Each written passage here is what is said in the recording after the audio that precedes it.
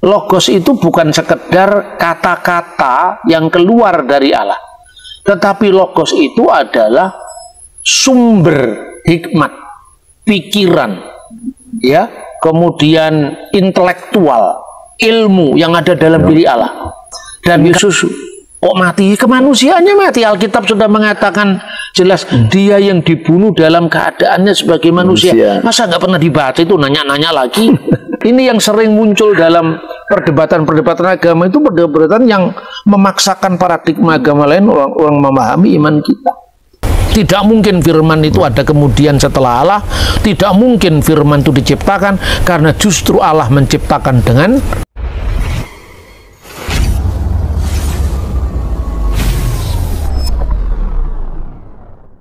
jadi salah satu dari kendala hubungan yang harmonis antara agama itu karena orang memaksakan paradigma agamanya untuk memahami agama lain, termasuk dalam pembahasan tentang firman ini.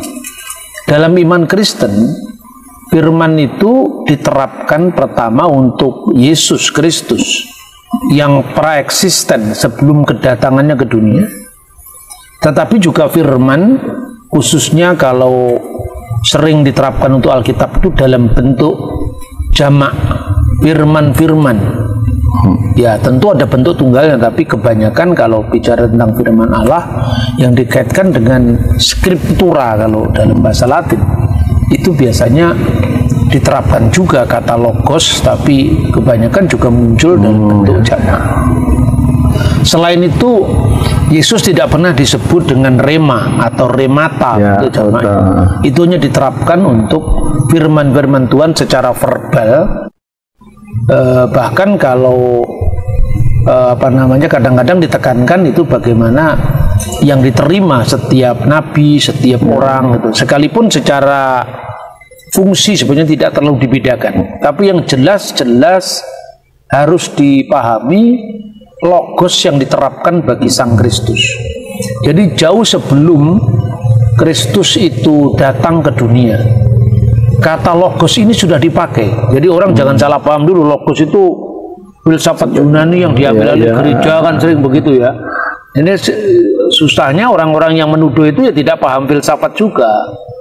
Jadi kata logos itu sudah dipakai sebagai terjemahan Alkitab pada abad ketiga sebelum Masehi yang dikenal Septuaginta.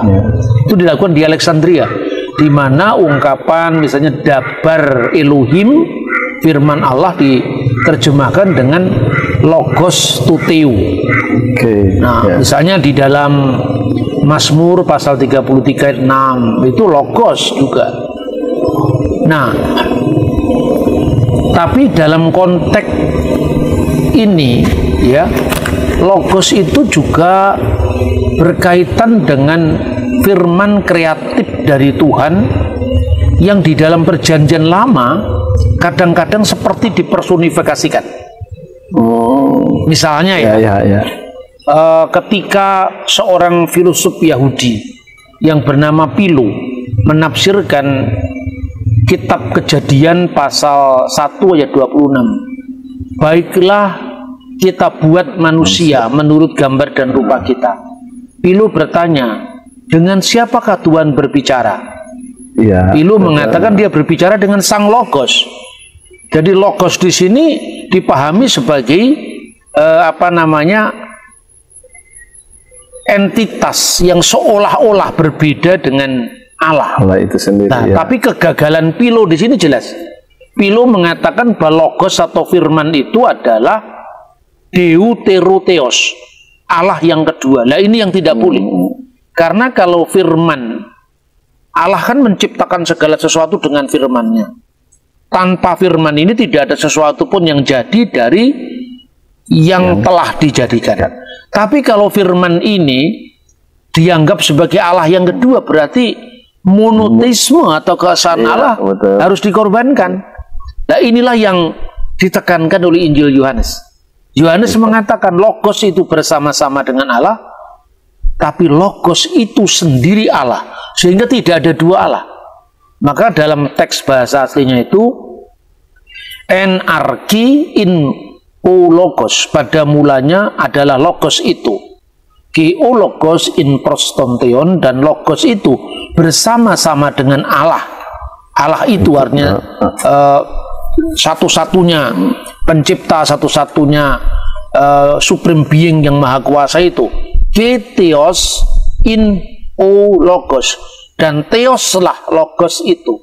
Maka di sini satu pihak monotisme dipertahankan, Allah itu hanya satu. Karena sekalipun logos itu bisa dibedakan dari Allah, tapi dia adalah Allah itu sendiri ya. Nah, ini beda antara Philo sama Injil Yohanes, beda. Kalau Philo, logos yang dipersonifikasikan tadi Deuterotheos, Allah kedua. Dalam Injil Yohanes dia adalah Allah yang satu. Nah, makanya nantinya kemudian gereja berbicara tentang Bapa, Putra, dan Roh Kudus, yang tidak lain adalah Allah yang esa itu. Nah, terus yang terakhir, kata logos ini tidak hanya dipahami sebagai ucapan verbal. Nah, ini beda. Logos itu bukan sekedar kata-kata yang keluar dari Allah, tetapi logos itu adalah sumber hikmat, pikiran, ya, kemudian intelektual, ilmu yang ada dalam diri Allah. Dan kalau ilmunya manusia itu lahir dari belajar, kan? Tapi kalau ilmunya Allah sejak awalnya dia sudah berilmu. Makanya itulah yang disebut dengan logos toteu, firman Allah. Nah, melalui logosnya ini yang ada dalam diri Allah yang kekal, yang maha esa tadi, Allah menciptakan langit dan bumi dan segala isinya.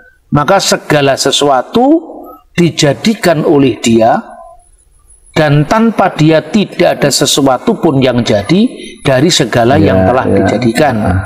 Lalu logos yang kekal, yang bersama-sama dengan Allah, tentu karena Allah itu juga maha hidup, maka ada sumber hidup dalam dirinya. Itulah yang disebut dengan Ruach HaKodes, Ruach Elohim, atau Ruhul Kudus, ya. Nah, seperti itu yang dihayati dalam iman Kristen tentang Tritunggal Maha Kudus. Maka kemudian firman yang kekal, yang bersama Allah, yang bisa dibedakan dengan Allah tapi tidak bisa dipisahkan dengan Allah, bersama dengan rohnya, itu firman itu telah menjadi manusia. Logos sax egeneto. Sebenarnya kata sax itu artinya menjadi daging, artinya menjadi manusia dengan segala ciri-ciri fisiknya. Maka gereja berdasarkan bimbingan Roh Kudus yang selalu berbicara lewat komunitas beriman, tidak lewat orang per orang.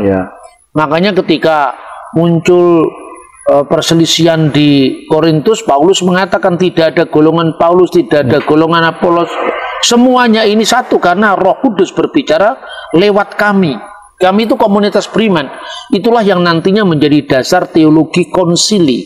Jadi bukan orang per orang. Tapi kalau Tuhan menegur saya dan mengatakan kamu keliru, lalu kamu harus memaafkan dia, kamu harus membuka hubungan dengan ini sifatnya pribadi, ini hubungan personal saya dengan Tuhan, tapi tidak dengan ajaran.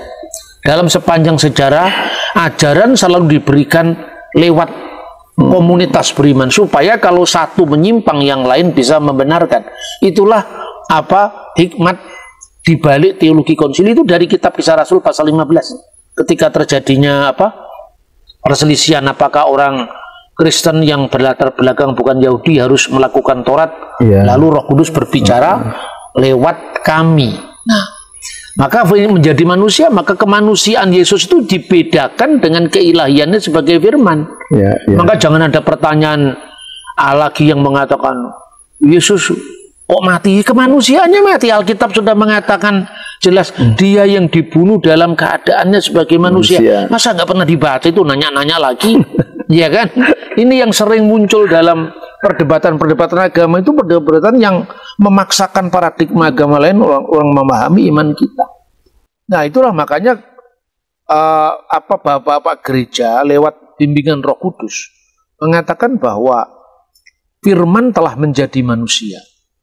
tidak pernah dikatakan firman mendiami manusia. Oke. Kalau firman mendiami betul. manusia itu ajaran Nestorius itu. Tapi firman menjadi manusia. Bagaimana menjadinya? Kan gitu kan? Ya. Berarti gini, Allah itu kan tidak kelihatan. Ya. Allah itu roh. Ketika kita menyebut Allah itu roh, bukan berarti Allah itu hanya Roh Kudus. Allah itu tidak terikat oleh ruang dan waktu, itu maknanya Allah itu roh. Tapi kalau Roh Kudus itu adalah Allah, artinya Roh Kudus itu adalah sumber hidup dalam diri Allah yang satu. Jadi beda. Allah itu roh, artinya Allah itu tidak terikat oleh ruang, tidak terikat oleh waktu, ya. Nah, karena Allah tidak terikat oleh ruang dan tidak terikat oleh waktu, maka Alkitab katakan tidak seorang pun pernah melihat Allah. Ya. Ingat kata-kata ini muncul setelah ayat 14. Firman telah menjadi manusia. Lalu ayat 18, tidak seorang pun pernah melihat Allah. Tapi anak tunggal yang di pangkuan Bapa, dialah yang menyatakannya. Berarti Allah yang tidak kelihatan itu menyatakan diri dalam anaknya yang tunggal. Anak di sini bukan anak beranak. Tuhan kok beranak, primitif sekali. Orang mengatakan kalau Tuhan punya anak siapa bidannya. Tidak seperti itulah. Orang kebatinan Jawa lebih paham ini, bahwa istilah yang diterapkan untuk Allah itu tidak bisa dipahami dalam bahasa sehari-hari.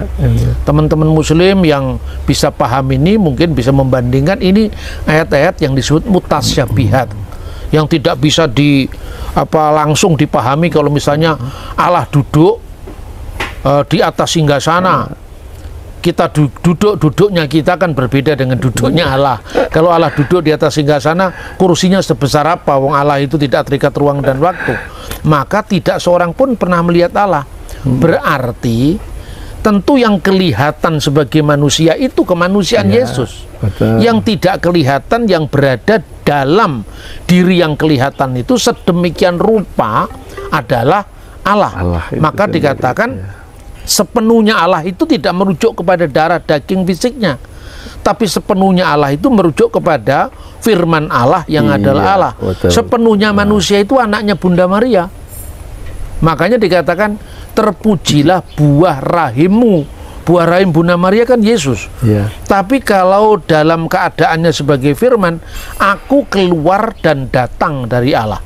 Tentu aku yang keluar dari Allah ini bukan kemanusiaan, darah dagingnya, tapi firman yang tidak kelihatan, yang juga metafisik, yang mengatasi segala yang fisik, yang dari awal bersama dengan Allah.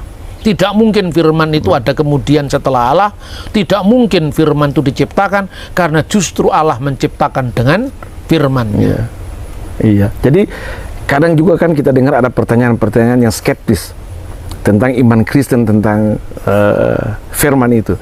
Jadi seolah-olah Allah dan firman itu siapa yang duluan gitu, sehingga siapa yang menciptakan bumi itu kan. Ya itu ciri khas keterbelakangan saksi Yehova itu.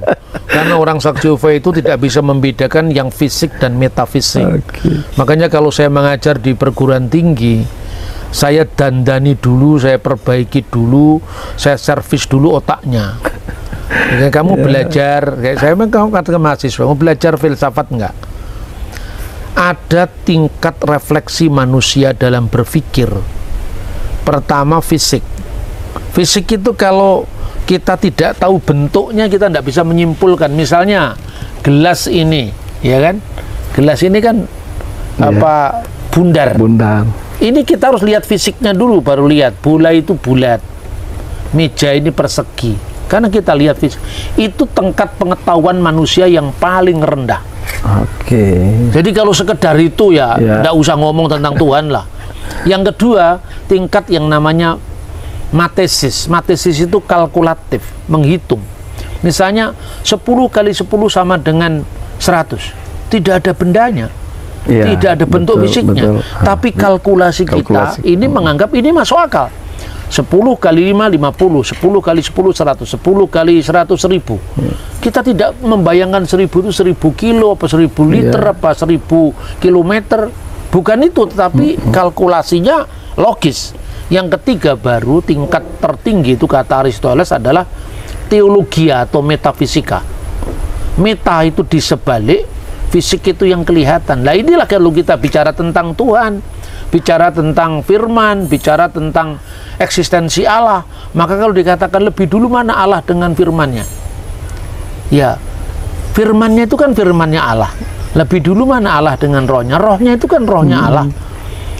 Tapi kalau orang mengatakan lebih dulu Allah, kesengketaannya apa? Ada waktu di mana Allah pernah ada, firmannya belum ada. Berarti ada waktu di mana Allah tidak mampu berfirman, karena belum punya firman. Berarti Allah tidak maha kuasa, tidak bisa menciptakan apa-apa. Baru setelah belajar, baru dia ngerti. Kayak manusia, dari kecil kan dia cuman bisa menangis, merengek, mama, baru belajar nada. I just call to say I love you. Itu kan dari apa? Dari belajar. Lah itulah ilmu bagi manusia, dari arah sejak kekal sampai kekal. Allah itu ya Allah. Nah, maka kalau dikatakan lebih dulu Allah, ya tidak masuk akal. Kalau dikatakan lebih dulu firmannya siapa? Jadi firmannya Allah itu berarti ada subjek yang memiliki firman. Rohnya Allah berarti ada subjek yang memiliki roh. Maka Allah, firman Allah, dan Allah ketiganya adalah esa. Itulah yang disebut Tritunggal. Orang selalu bilang bahwa filsafat itu ibu dari segala ilmu, gitu ya, gitu. Nah, apa sih manfaat atau bagaimana filsafat itu bisa cun dengan iman Kristen? Karena kalau menurut saya sih agak sedikit bertolak belakang ya. Tapi gimana menurut Pak? Filsafat pandangannya itu ada dua. Filsafat sebagai produk dan filsafat sebagai proses. Filsafat sebagai produk itu melahirkan isme, misalnya Neoplatonisme, misalnya Helenisme, misalnya Epikurianisme. Isme ini adalah produk dari pemikiran. Lah itulah filsafat sebagai produk. Itu yang sekering benturan dengan iman Kristen, benturan dengan pemikiran-pemikiran yang didasarkan atas pewahyuan. Misalnya Paulus dalam Kisah Rasul 17 berjumpa dengan orang-orang Stoa, para ahli pikir Stoa dan Epikuros. Apa yang disebut Epikuros? Nah, tanpa kita memahami sejarah filsafat, bagaimana pendeta berkhotbah Kisah Rasul pasal 17? Paulus sampai menemukan meeting point, memperkenalkan Yesus yang bangkit. Ya, itu ada yang menerima, ada yang menolak. Lah, kita bisa lihat dua aliran ini. Stoa itu alam pikirnya sophisticated.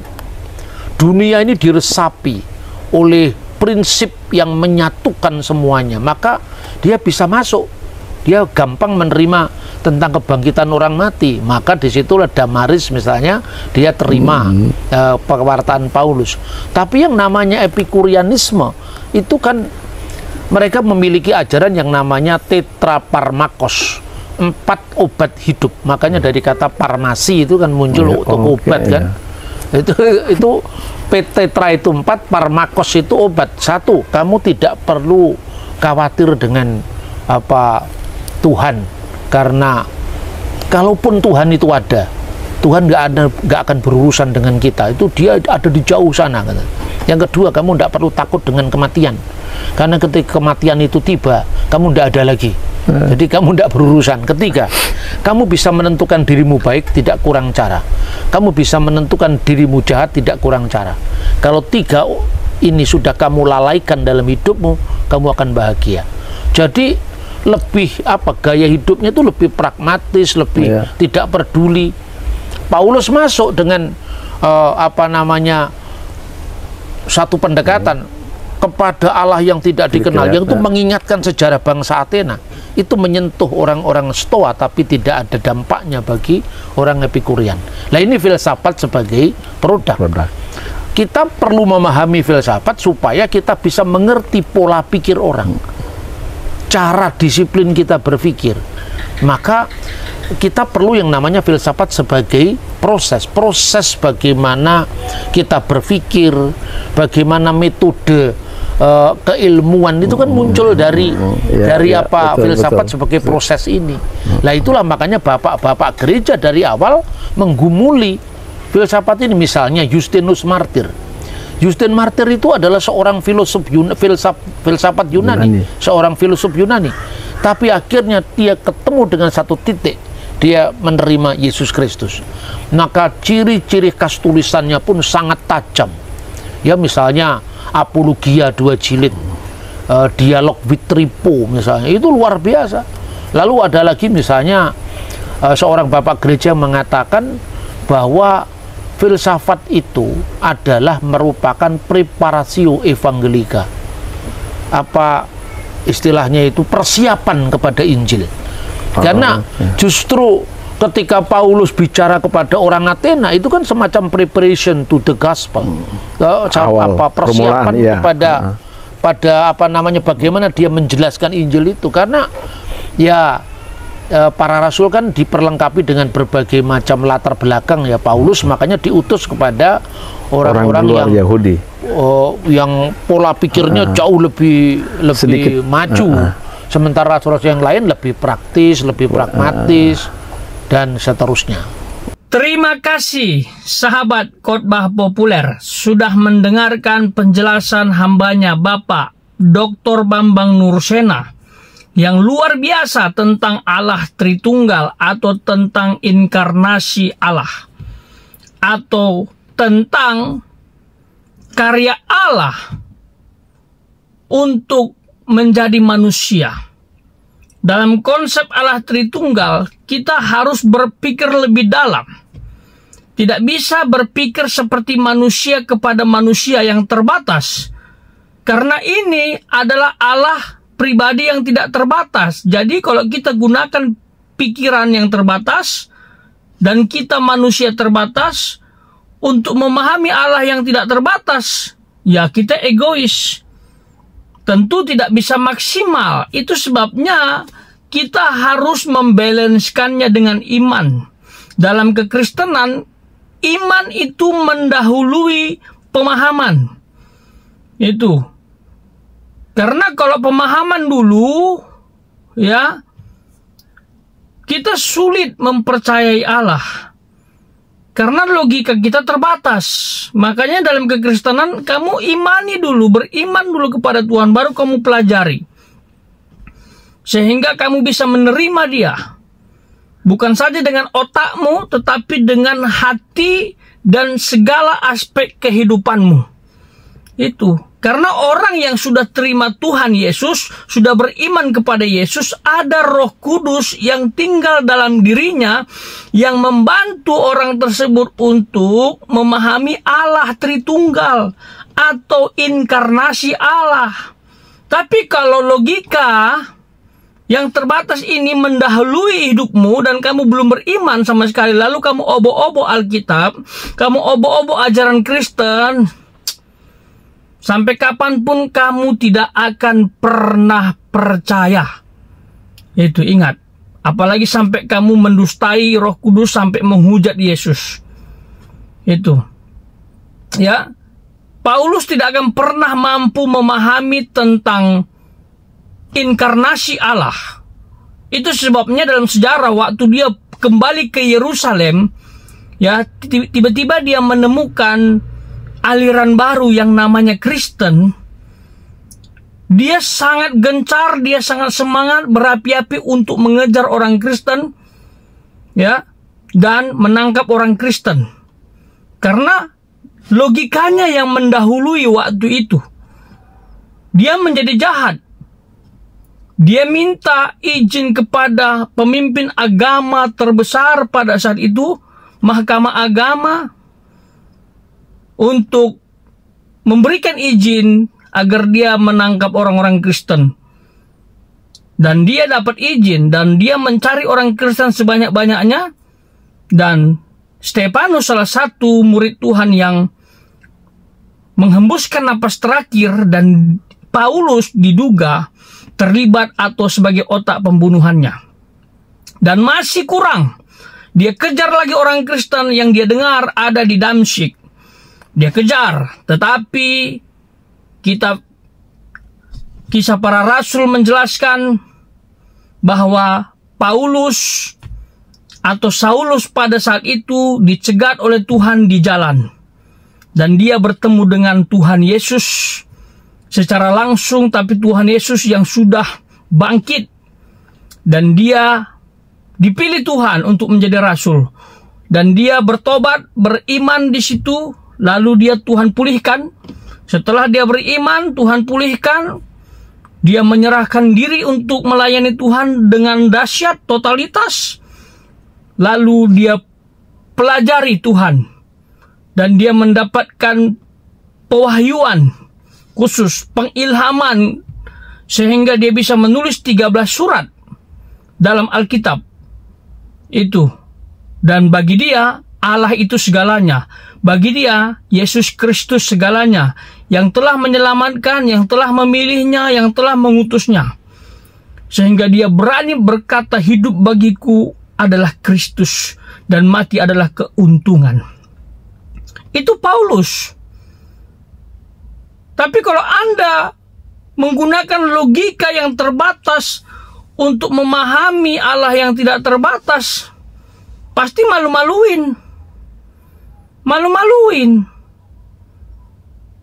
Lalu jatuhnya menghina, mengolok-olok Allah Tritunggal, atau inkarnasi Allah. Mempertanyakan, apa itu firman?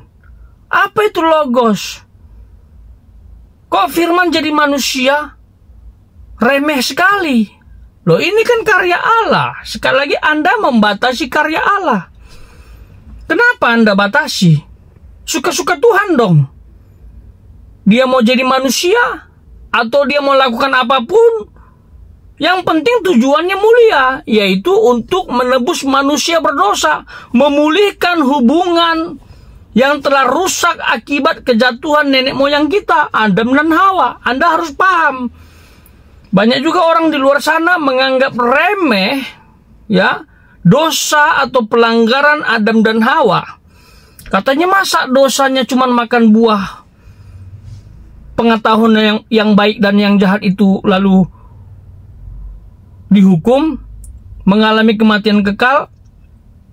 Sekali lagi Anda kan membatasi karya Allah, berpikir bahwa dosa yang mereka lakukan itu dosa yang gampang, yang murahan. Itu dosa yang mengerikan, bos. Itu pelanggaran yang mengerikan. Karena mereka, Adam dan Hawa, ingin seperti Tuhan. Itu, tahu yang baik dan yang jahat, dan mereka melanggar perintah Tuhan. Bagi Tuhan perintah itu luar biasa, sakral, karena Dia yang empunya. Jangankan Tuhan, perintah presiden saja itu serius. Apabila ada yang melanggar, itu bisa terkena hukum. Atau presiden dimanapun yang mungkin disetarakan dengan raja saat ini. Sama, apa yang dia ungkapkan itu menjadi hukum. Itu raja loh, apalagi Allah. Makanya waktu Adam dan Hawa jatuh dalam dosa, melanggar perintah Tuhan, itu nggak main-main. Langsung putus hubungan Allah dengan manusia. Itu. Sehingga terjadilah hukum Tuhan. Yang disimpulkan, harus ada pribadi yang tidak berdosa untuk menebus manusia yang berdosa. Sementara sepanjang sejarah keturunan Adam dan Hawa semuanya sudah terkontaminasi oleh dosa. Sudah tertular dosa itu. Ya, makanya kejahatan yang pertama itu adalah perilaku Kain yang menghabisi adik kandungnya sendiri hanya gara-gara iri hati. Tanpa diajari dia bisa lakukan kejahatan. Itulah benih dosa. Dan itu yang mau diperdamaikan Tuhan, supaya pelanggaran-pelanggaran manusia itu diampuni. Itu. Jadi nggak main-main, dosa ini serius. Itu sebabnya hanya Tuhan yang dapat memenuhi syarat tadi untuk menebus manusia yang berdosa dengan pribadi yang tidak berdosa. Dia harus inkarnasi, menjadi manusia, kata Alkitab.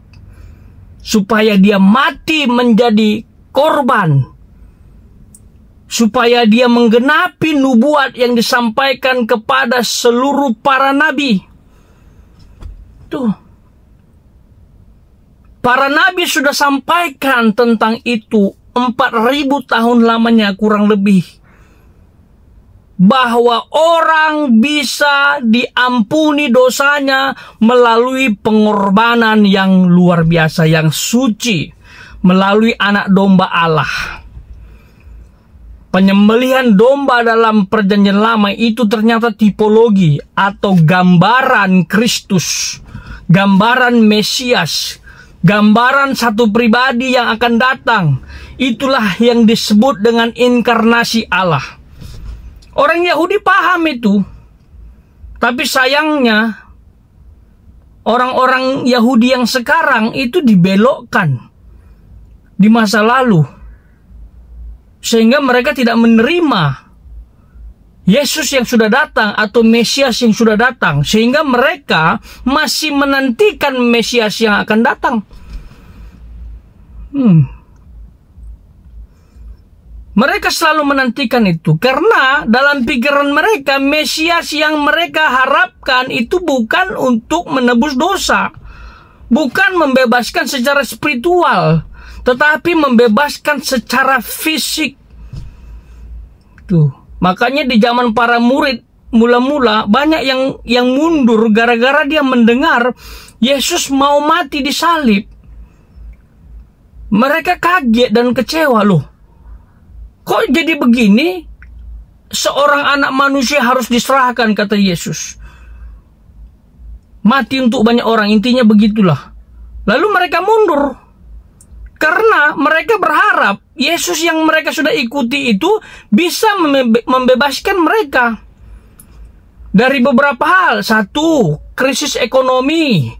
2, krisis kepemimpinan. 3, krisis spiritual. Itu. Jadi waktu Yesus datang itu, kondisi bangsa Israel atau orang-orang Yahudi itu sedang dijajah Romawi. Waktu Yesus datang, menampilkan diri sebagai Mesias, mereka senang. Tapi begitu dengar dia akan mati, sebagian besar kecewa dan mundur. Hanya beberapa yang bertahan. Karena dalam sejarah ada golongan 12 rasul dan ada juga yang lain yang ikut-ikut. Itu ada yang 70 murid, ada yang 7 murid, ada yang 120 murid. Itu. Jadi jangan anggap remeh tentang karya inkarnasi Allah. Dia harus datang ke dunia menebus manusia yang berdosa supaya dipulihkan. Mereka harus mengalami 3 hal yang menggunakan istilah Yunani. Yang pertama, mereka harus mengalami aguraso. Tuh. Lalu ex aguraso, lalu lutro. Itu terjadi melalui penyaliban Yesus Kristus di salib atau Allah yang inkarnasi tadi. Jangan salah paham, Anda membatasi kuasa Allah. Kok bisa Allah mati? Oh, Anda yang tidak paham, yang mati itu kemanusiaannya, dagingnya, tapi dia kekal adanya, yaitu firman. Aguraso, ex aguraso, lutro, itu maknanya seperti ini secara praktis. Dengarkan baik-baik. Aguraso itu artinya melalui kematian Yesus di salib kita dibayar lunas. Itu dibayar dengan apa? Dengan darahnya di salib. Jadi darah Tuhan Yesus yang tercurah itu membayar kita. Tuh. Dari mana? Dari pasar perbudakan dosa. Tapi ini bukan seperti pegadaian. Kita ada dalam pegadaian lalu ditebus, dibayar kepada pihak pegadaian lalu kita dibawa. Bukan begitu. Kata dibayar ini artinya kita diperdamaikan dengan Allah itu sendiri. Jadi tidak ada pihak yang menerima bayaran seperti pegadaian. Allah membayar dengan darahnya untuk manusia yang berdosa, itu artinya memperdamaikan dirinya dengan Allah yang telah rusak, terputus saat kejatuhan Adam dan Hawa ke dalam dosa. Itu dibayar dengan darahnya yang mahal. Itu juga yang dilakukan oleh orang-orang Yahudi yang digambarkan melalui domba yang disembelih. Setiap domba yang disembelih itu artinya untuk memperdamaikan orang-orang Yahudi kepada Allah yang berdosa.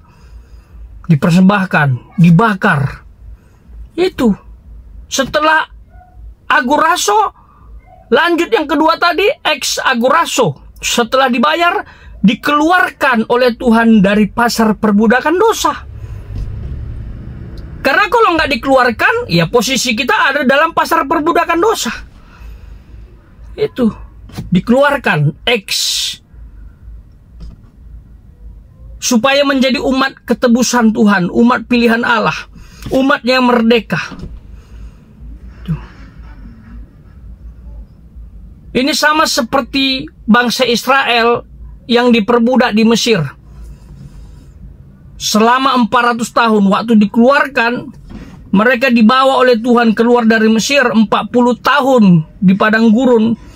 Itu sebenarnya proses untuk mengeluarkan perbudakan yang ada di Mesir. Nah, secara spiritual, kita waktu ada di perbudakan dosa, kita dibayar, artinya diperdamaikan tadi, lalu dibawa keluar. Sehingga posisi kita, orang percaya, tidak lagi ada dalam pasar perbudakan dosa. Kalau masih dalam pasar perbudakan dosa, ya hidup kita akan cenderung berbuat dosa. Apapun yang kita lakukan, pasti berbuat dosa. Tuh, dikeluarkan.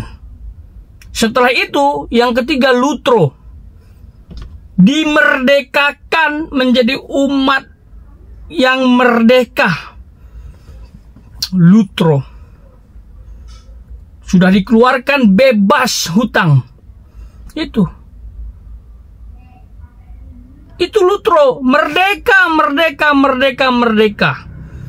Seperti orang-orang Yahudi atau bangsa Israel yang keluar dari Mesir dan padang gurun masuk ke tanah perjanjian dan mendirikan negara sendiri.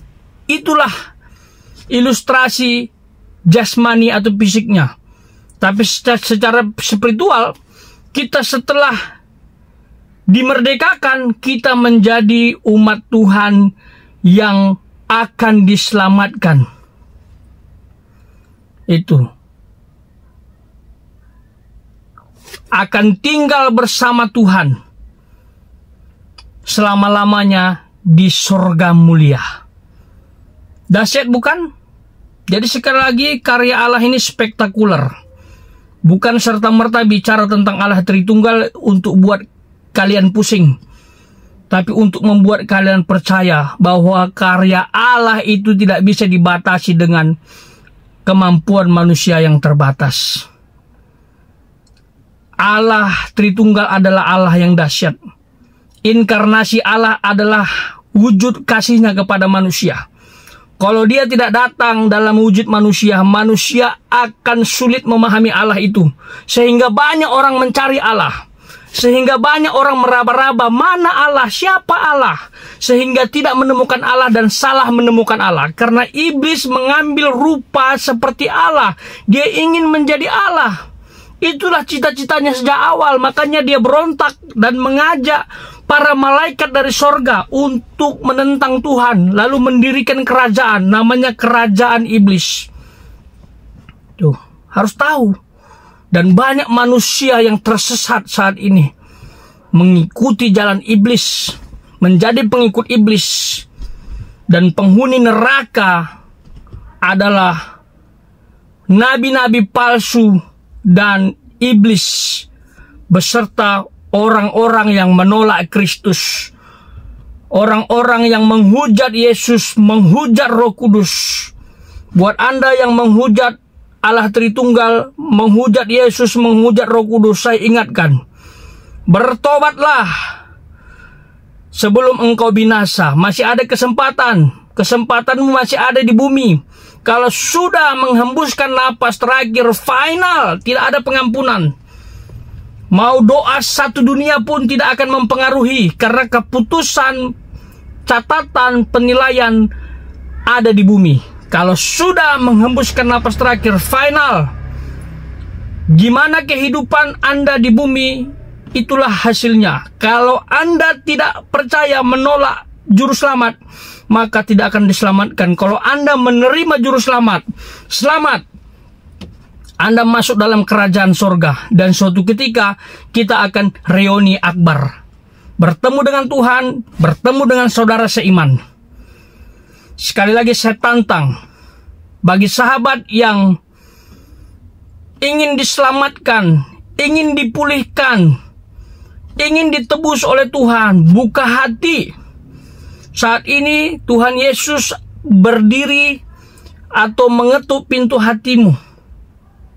Buka hatimu, izinkan dia masuk menguasai hidupmu. Lalu katakan, Tuhan Yesus, ini aku orang berdosa. Aku memberi diri, membuka diri untuk Engkau masuk memimpin aku. Aku percaya kepada Engkau, Juru Selamat mulia, yang telah mati bagiku untuk menebus diriku, sehingga aku dipulihkan. Dan Roh Kudus masuk dalam diriku untuk memimpin aku. Dan jadikan aku umatmu, dan selamatkan aku. Surga akan kuterima darimu. Katakan demikian, maka Allah akan mengadopsimu sebagai anaknya, dan kamu pasti akan diselamatkan. Alam maut tidak dapat merenggutmu atau menghancurkan hidupmu, karena apabila Tuhan menggenggammu, kamu tidak akan bisa lepas. Sekali lagi, sahabat khotbah populer, saya jelaskan, saya tegaskan, tidak ada keselamatan di luar Yesus. Only Jesus Christ.